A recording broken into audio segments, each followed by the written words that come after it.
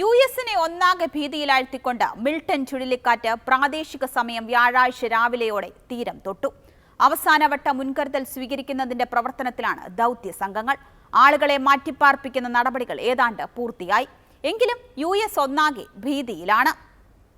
സാധാരണയിൽ കവിഞ്ഞ തീവ്രത കൊണ്ടുകൂടിയാണ് മിൽട്ടൺ ചുഴലിക്കാറ്റ് അപകടകാരിയാവുന്നത്. നിരന്തരം ചുഴലിക്കാറ്റ് ഭീഷണികൾ നേരിടുന്ന അമേരിക്കയിലെ മേഖലകളിലൊന്നായ ഫ്ലോറിഡയുടെ മുഴുവൻ ഭാഗവും കാറ്റിന്റെ പരിധിക്കുള്ളിൽ വന്നേക്കും. കാറ്റഗറി 5 ചുഴലിക്കാറ്റായി കണക്കാവുന്ന മിൽട്ടൺ ഈ സമയം കൊണ്ട് അതിന്റെ കേന്ദ്രം 2 മടങ്ങോളം വലുതാക്കുമെന്നാണ് കരുതപ്പെടുന്നത്.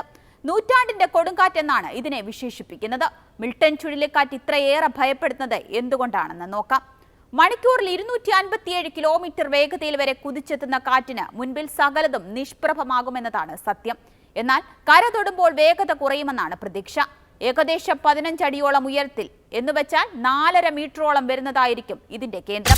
ഫ്ലോറിഡയിലേക്കാവാം ഈ വിനാശകാരിയായ ചുഴലിക്കാറ്റ് കയറുക എന്ന് കാലാവസ്ഥാ കേന്ദ്രം നേരത്തെ തന്നെ മുന്നറിയിപ്പ് നൽകിയിരുന്നു. ഇതിന്റെ അടിസ്ഥാനത്തിൽ അവിടെ മാറ്റിപ്പാർപ്പിക്കൽ ഉൾപ്പെടെയുള്ള നടപടികൾ സ്വീകരിക്കുകയും ചെയ്തിരുന്നു.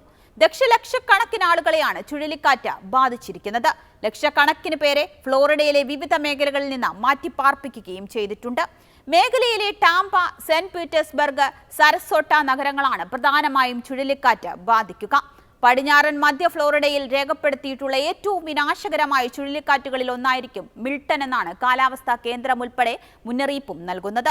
മിൽട്ടൺ ഫ്ലോറിഡ പെനിൻസുല മുറിച്ചു കടന്ന് നാളെയോടെ അറ്റ്ലാന്റിക് സമുദ്രത്തിലേക്ക് കടന്നേക്കുമെന്നാണ് കരുതിയിരുന്നത്.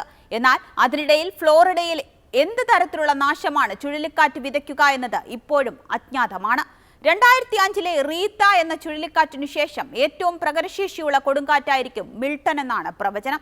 ഫ്ലോറിഡയിലും പരിസര പ്രദേശങ്ങളിലും കനത്ത നാശം വിതച്ച ഹെലീൻ കൊടുങ്കാറ്റിന് പിന്നാലെയാണ് മിൽട്ടൺ എത്തിയത്.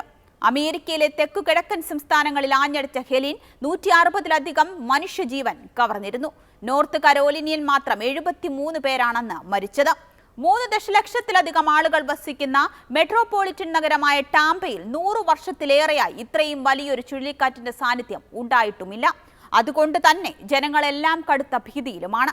ഇത് അവസാന മണിക്കൂറുകളാണെന്നും എത്രയും പെട്ടെന്ന് എല്ലാവരും അപകട മേഖലകളിൽ നിന്ന് ഒഴിഞ്ഞു പോകണമെന്നും ഭരണകൂടം നിരന്തരം ആവശ്യപ്പെടുന്നുമുണ്ട്. 2 ഡസനിലധികം ഫ്ലോറിഡ കൗണ്ടറുകളിലേക്ക് നിർബന്ധിതമോ അല്ലെങ്കിൽ സ്വമേധയാ ഉള്ള ഒഴിപ്പിക്കൽ ഉത്തരവുകൾ നിലവിലുമുണ്ട്. ഫ്ലോറിഡയിലെയും കിഴക്കൻ ജോർജിയയിലെയും 20 ദശലക്ഷത്തിലധികം ആളുകൾ ചുഴലിക്കാറ്റിന്റെ ഭീഷണിയിലുമാണ്. അതുകൊണ്ട് തന്നെ ഈ പ്രദേശങ്ങളിലുള്ളവർക്ക് പുറത്തു കടക്കാനുള്ള അവസാന അവസരമാണ് ഈ മണിക്കൂറുകൾ. മിൽട്ടൺ ചുഴലിക്കാറ്റ് ഏറ്റവും പുതിയ വിവരങ്ങൾ ഇങ്ങനെയാണ്. മിൽട്ടണെ നേരിടുന്നതിന്റെ ഭാഗമായി ഫ്ലോറിഡയിൽ അടിയന്തരാവസ്ഥ പ്രഖ്യാപിച്ചിട്ടുണ്ട്. മിൽട്ടൺ കാറ്റിന്റെ രൗദ്രഭാവങ്ങൾ അന്താരാഷ്ട്ര ബഹിരാകാശ നിലയം കഴിഞ്ഞ ദിവസം പകർത്തുകയും ചെയ്തിരുന്നു. ദൃശ്യങ്ങൾ എക്സിൽ പങ്കുവച്ചതോടെ ലോകമേറെ ഭയത്തോടെയാണ് കാറ്റിനെ കാണുന്നത്. എന്നാൽ 145 മൈൽ വേഗതയിൽ വരെ വീശാവുന്ന കാറ്റഗറി 4 വിഭാഗത്തിലാണ് ഇതിനെ ഇപ്പോൾ ഉൾപ്പെടുത്തിയിരിക്കുന്നത്.